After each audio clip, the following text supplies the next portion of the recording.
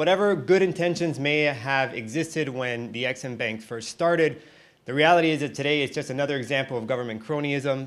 Today on Capitol Hill, a coalition led by Americans for Prosperity urged Congress not to reauthorize the Export-Import Bank, which is slated for renewal later this year.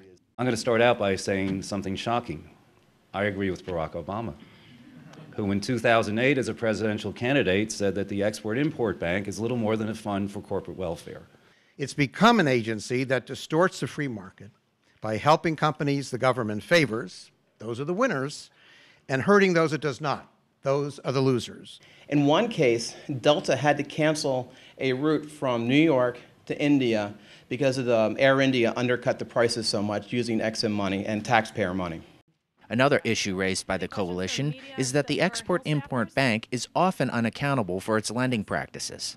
Despite a past bailout, a lack of transparent accounting, and even a stress test that produced no results, the crony capitalism of Ex-Im Bank has been allowed to continue unabated. There are no metrics in place for the bank to actually show why it's doing what it's doing, what kind of practices it enters into. And there's also no accountability in terms of metrics that would look at success. I know that sometimes they'll do their own accounting at the Export-Import Bank and they'll go, hey, we're actually a profit center. Well, that's a Washington, D.C. profit center. And I think most Americans know the real truth. In fact, the Massachusetts Institute of Technology did a study of an individual year and found that losses were around $200 million for this entity. One final point stressed, this is a winning issue for the upcoming elections. All too often, the Republican Party is, in some cases, this is very fair, tagged as being the party of corporate welfare and big business.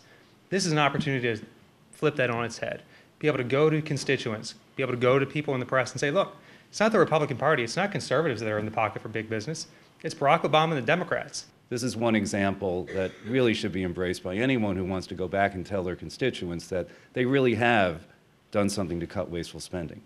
For The Foundry, I'm Steve Wyrick.